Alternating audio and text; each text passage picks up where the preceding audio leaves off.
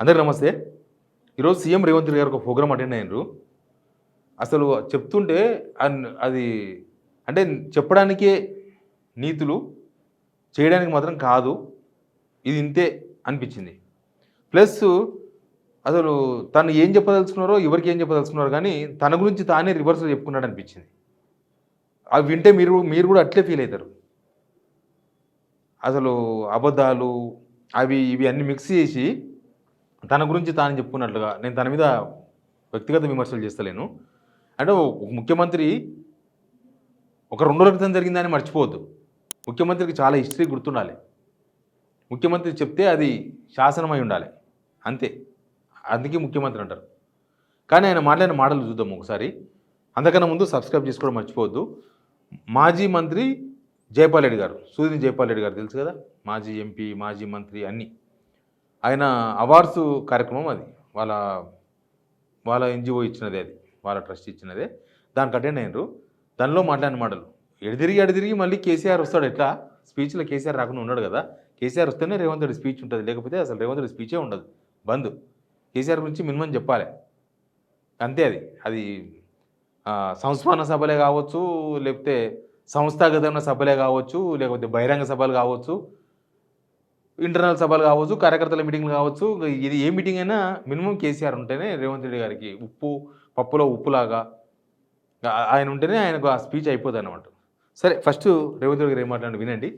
Counter to counter మాట్లాడదాం. తెలంగాణ రాష్ట్రం ఈ రోజు కళ సాకారం అయింది ఏంటంటే 2014 జూన్ 2 తెలంగాణ రాష్ట్రం ఏర్పడ్డది అని అంటే జైపాల్ రెడ్డి గారి యొక్క పాత్ర. ఈ రోజు రాజకీయాలు ఆనాడు వారు కాంగ్రెస్ని వీడినప్పుడు కాంగ్రెస్ని విభేదించింది సిద్ధాంతం కోసమే. తిరిగి వారు కాంగ్రెస్లో చేరినప్పుడు కూడా అదే సిద్ధాంతం కోసం తిరిగి కాంగ్రెస్ పార్టీలోకి వచ్చారు. పదవుల కోసం పార్టీ ఆనాడు మారలే, తిరిగి కాంగ్రెస్లోకి వచ్చినప్పుడు కూడా వారు పదవి కోసం మారలే. ఐడియాలజికల్ కమిట్మెంట్తో has differed with Congress party, then has joined in Congress party with only ideology. కానీ ఈరోజు పాలిటిక్స్ పెద్దలు చిన్నారెడ్డి గారు లాంటి వాళ్ళు ఇక్కడ ఉన్నారు.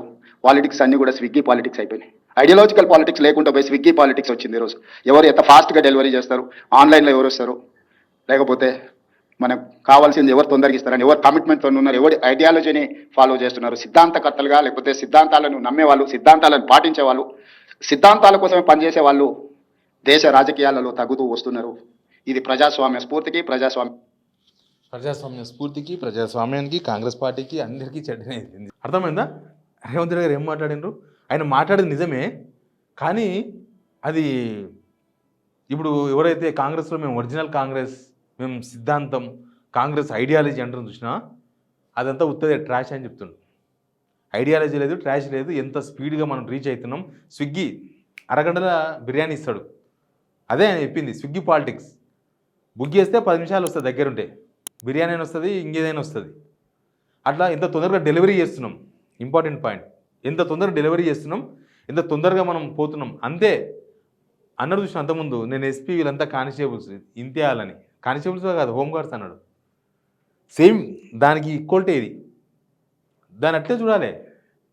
ఇప్పుడు నేను తొందరగా డెలివరీ చేయగలుగుతున్నా మీన్స్ నేను తొందరగా ఏదైనా చేయగలుగుతున్నా కాబట్టి నేను ఉన్నా. అంతేగాని ఇంకా సిద్ధాంతాలు గవి గివి ఏం లేవురా భయ్. సిద్ధాంతాలు ఉంటే ఇప్పుడు టీడీపీ నుంచి ఈయన కాంగ్రెస్కి వచ్చేవాడు కాదు.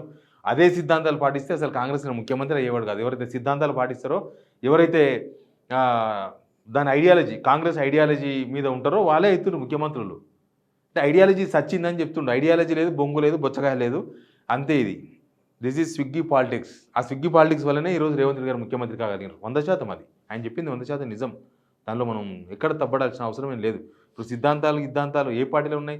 బీజేపీ లాంటి పార్టీలో కూడా సిద్ధాంతాలు, ఇక వాళ్ళు కొంచెం సిద్ధాంతాలు ఉన్న వాళ్ళకే పదవులు అంటారు, కానీ మిగతా అన్ని పార్టీలకి వెళ్ళి చేర్చుకుంటున్నారు కదా. ఈడీ రైట్స్ అయిన వాళ్ళు, సిబి రైట్స్ అయిన వాళ్ళు డైరెక్ట్ పోయి బీజేపీ రిజైన్ అవుతున్నారు. నో సిద్ధాంతం.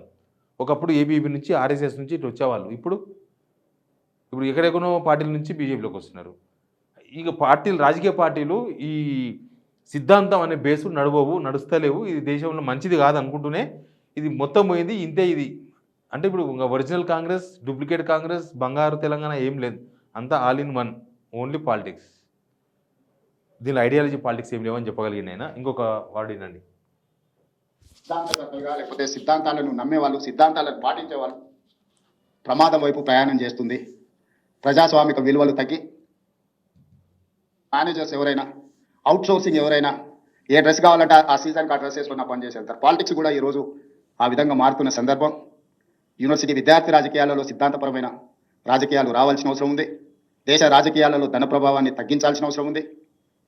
వ్యక్తిగత వైరుధ్యం, వ్యక్తిగత శత్రుత్వానికంటే సిద్ధాంతపరమైన భిన్నాభిప్రాయాలకు స్థానం ఉండాల్సిన రాజకీయాలు అవసరం ఉన్నాయి. ఏమంట ఇక్కడ ఏం జరుగుతుంది తెలంగాణలో? సిద్ధాంత వైరుధ్యాల మధ్య గొడవలు జరుగుతున్నాయా? వ్యక్తిగత కక్షలు కార్యాలతోన ఈ రాజకీయాలు జరుగుతున్నాయా? తెలంగాణలో ఏం జరుగుతున్నాయి? కక్షలు కార్యాలతోనే జరుగుతున్నాయి. ఇక్కడ సిద్ధాంతపరంగా వైరుధ్యాలు లేకపోతే ఒక ఇష్యూ మీద భిన్నాభిప్రాయాల మధ్య గొడవ కాదు. ఈ గవర్నమెంట్ ఒక మూసి చేద్దామని తీసుకొచ్చింది. వాళ్ళు అంతకుముందు ప్రభుత్వం నడిపిన వాళ్ళు వద్దు అన్నారు, జనాలు ఇల్లు కులగొడొద్దు అన్నారు. అది అభిప్రాయ విభేదాలు. కానీ పొద్దుగాలేసి నువ్వు చచ్చిపో, నువ్వు ఆత్మహత్య చేసుకో, నువ్వు కిరసనాయలు పోసుకొని చచ్చిపో, నువ్వు పైనుంచి కిందికి దుంకు, నీ మొత్తం గోలీలట ఆడతా అంటే అవి ఏంటివి? అవి వ్యక్తిగత కక్ష రాజకీయాలు తెలంగాణలో ఇప్పుడు వచ్చినాయి. మనమే చెప్పుకుంటున్నాం, కడుపు ఇంపి కాళ్ళ మీద వేసుకుంటున్నాం. ఇంకా మాట్లాడండి, అవి కూడా వినండి. ఆనుముత్యాలు. అందుకే మేము శాసనసభలో ఎక్కువ పనితీరు చాలా ఇంపార్టెంట్ పాయింట్. వ్యక్తిగత శత్రుత్వానికంటే సిద్ధాంతపరమైన భిన్నాభిప్రాయాలకు స్థానం ఉండాల్సిన రాజకీయాలు అవసరం ఉన్నాయి. అందుకే మేము శాసనసభలో ఎక్కువ పని దినాలను పెంచుకుంటూ వస్తున్నాం. నేను ముఖ్యమంత్రి అయినప్పటి నుంచి ఇప్పటివరకు ఎవరిని సభ నుంచి సస్పెండ్ చేయాలి. వాళ్ళు చెప్పాల్సుకున్నది ఏదైనా చెప్పండి, మేము వినడానికి సిద్ధంగా ఉన్నామని.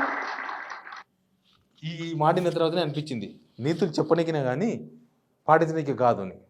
రూల్స్ అన్న చెప్తారు కానీ పాటించారంటారు చూడు. జగదీష్ రెడ్డిని మొన్న మార్చి జరిగిన సెషన్లో జగదీష్ రెడ్డిని ఆ బడ్జెట్ సెషన్ మొత్తం సస్పెండ్ చేశారు.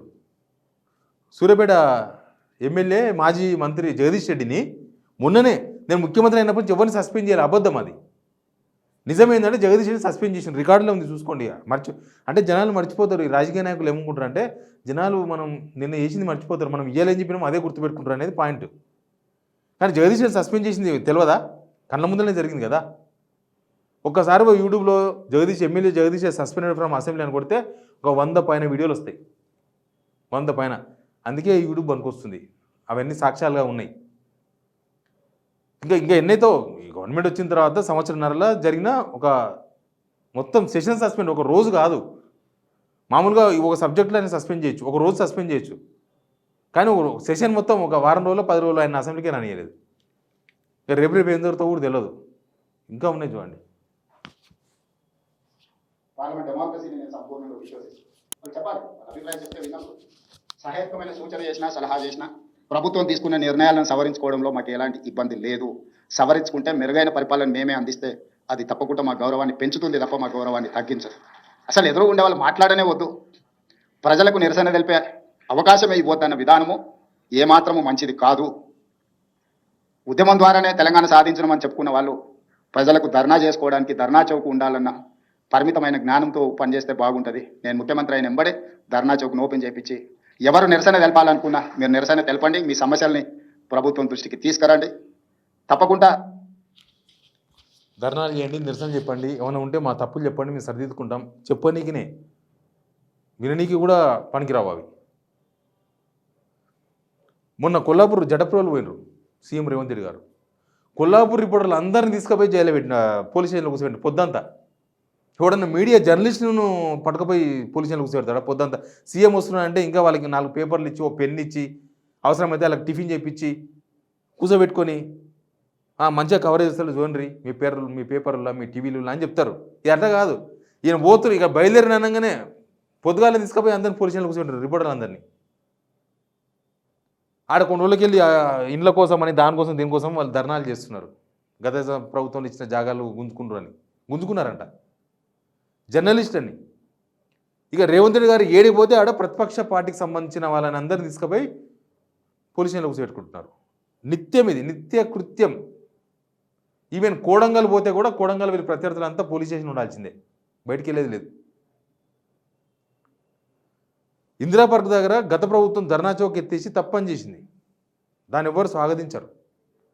కానీ మీరేం చేసింది? ఇప్పుడు మన విద్యార్థులు రాజకీయాలకు రావాలి సిద్ధాంతాలు అన్నారు కదా, లైబ్రరీ ఏరియాల్లో మొత్తం ఇక్కడ ఎవ్వరు నిలబడొద్దు, మాట్లాడొద్దు, నిరసన తెలిపొద్దు, నినాదాలు చెయ్యొద్దు, అని బోర్డు పెట్టినరు. చిక్కడపల్లి అశోక్ నగర్లా చిక్కడపల్లి లైబ్రరీ ఉంది కదా, దానిలో మొత్తం ఎక్కడ చూసినా ఫస్ట్ బోర్డే. ఆడ విద్యార్థులు ఉండాలి, పుస్తకాలు ఉండాలి, చదువుకునే వాతావరణం ఉండాలి. కానీ పోలీసులు ఉంటున్నారు, పోలీసులు పోయి ఉంటున్నారు అక్కడ. పోలీసులను చూసి విద్యార్థులు ఇంకా రెచ్చిపోతారా, తగ్గుతారా? వాళ్ళు గ్రూప్ 1 కోసం అని, గ్రూప్ 2 కోసం అని ఆ పిల్లలు దండలాడితే తీసుకుపోయి పోలీసులు కూర్చుంటారు పొద్దంతా. ఇంకా నిరసన తెలిపే హక్కు ఎక్కడుంది ఇక్కడ?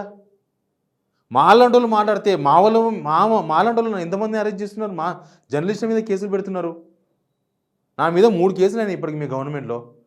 నేను అంతకుముందు గవర్నమెంట్లో అమిత్ షాని ప్రశ్నించినా నా మీద ఎవరు కేసు పెట్టలే. అప్పటి ముఖ్యమంత్రి కేసీఆర్ను, అప్పటి మంత్రులను ముఖం మీద మాట్లాడితే ఎవరు కేసు పెట్టలే. ఈ గవర్నమెంట్లో 3 కేసులు అయినాయి. మంచిని ఎక్కడ స్వీకరిస్తున్నారు మీరు? మీకు సవరించుకోమని చెప్పేది. అది జనాలకి ఇట్లా అవుతుంది, రుణమాఫీ కాలేదు, ఇట్లా సమస్య ఉంది, సవరించుకోండి అది చెప్తే కేసు. పలానా డిపార్ట్మెంట్లో అవినీతి జరుగుతుంది, ఏదో అంతా నడుస్తూ ఉంది అని అంటే కేసు. అది వేస్ట్ చేయకండి అంటే కేసు. మరి ఇదేమనాలి దీన్ని? ఇది చెప్పడం వేరు, చేయడం వేరు. మైకులు పట్టుకొని మస్తు మాట్లాడతారు. మైకులు చేసే కుట్రలు, ఆలోచనలు వేరు. ఏం మారింది? ఏం మారలే. మార్పు కోసమని మీరు అధికారంలోకి వచ్చిండ్రు, కానీ అంతకన్నా దరిద్రంగా మారింది. దరిద్రంగా మారిపోయింది మొత్తం. చూసలేరు లేడీస్ను.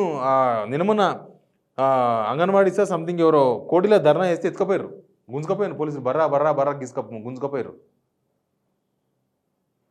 భయంతో బతుకుతుర్రు ఇప్పుడు. ఇంకా భయం ఎక్కువైపోయింది. చెప్పడం వేరు, చేయడం వేరు. కానీ ఆ సిద్ధాంతాల గురించి మాట్లాడుతుంటే, అవన్నీ మాట్లాడుతుంటే తన గురించి తాను ఓపెన్గా చెప్పుకుంటున్నాడు. ఈ సిద్ధాంతాలు వంకాయలు లేవు, అందరం ఒకటే అని. ఇవన్నీ చెప్పడానికే, చేయనికి ఏముండదు.